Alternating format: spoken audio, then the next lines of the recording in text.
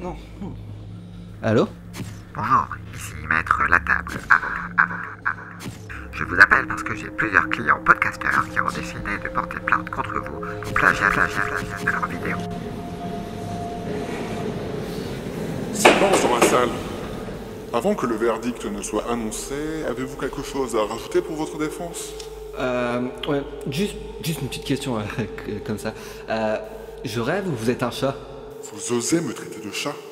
Mais vous savez que ce que vous faites, c'est outrage à un magistrat. Et ça peut vous coûter très cher. Désolé, non, mais c'est juste qu'en vous voyant comme ça, on a voulu vous faire des petites papouilles. Silence! Vous êtes reconnu coupable de plagiat et d'outrage à un magistrat en plus. De ce fait, vous êtes condamné à 50 ans d'emprisonnement dans la prison d'Azkaban. La séance est levée. Ton petit cul et moi, on a des choses à se dire.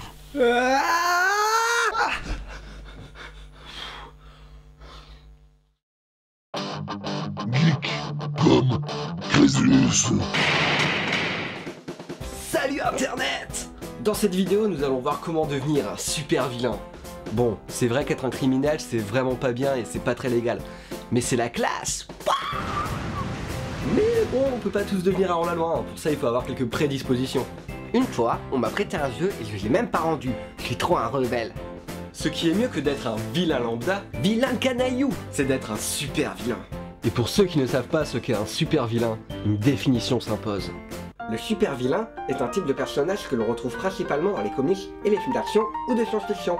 Le terme est surtout couramment employé pour désigner les personnages dotés de super pouvoirs, mais qui à l'opposé des super-héros les utilisent pour le crime. Néanmoins, il s'est aussi étendu à tous les ennemis des super-héros, y compris ceux n'ayant pas de pouvoir hors du commun. Alors déjà pour commencer, comme pour les super-héros, il vous faut une identité secrète. Comme par exemple... le cowboy démoniaque, le flamby, ou encore le slipper. Je vole vos slips et les revends sur le bon coin. Vous remarquerez qu'aucun de ces personnages n'a de super pouvoirs. Tout comme Lex Luthor et le Joker pour DC et le Caïd pour Marvel. C'est pour une simple et bonne raison, c'est que dans le monde réel, les pouvoirs, malheureusement, ça n'existe pas.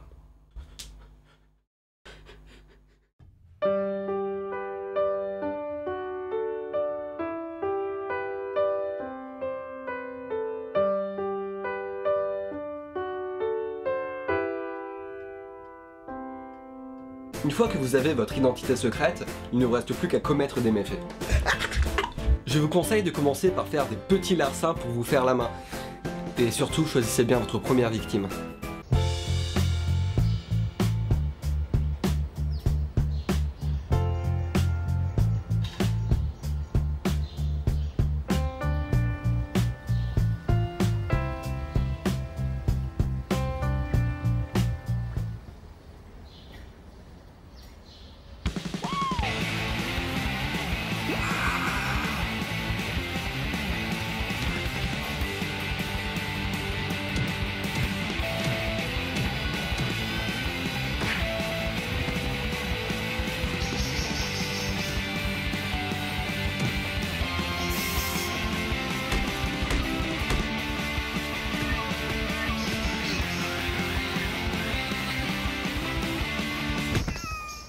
Une fois que vous avez gagné assez d'XP, vous pouvez level up.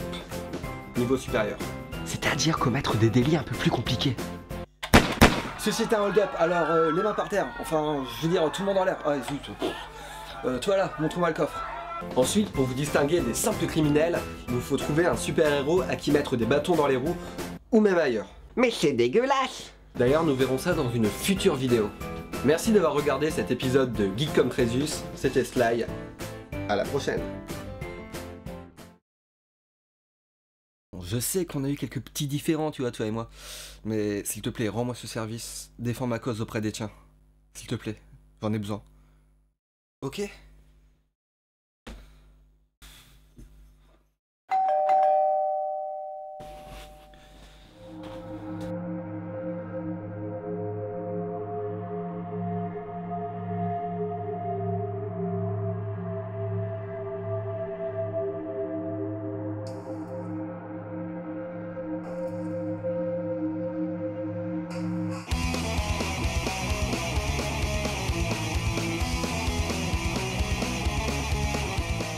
Et maintenant, il vous reste plus qu'à trouver le concept de vos vidéos.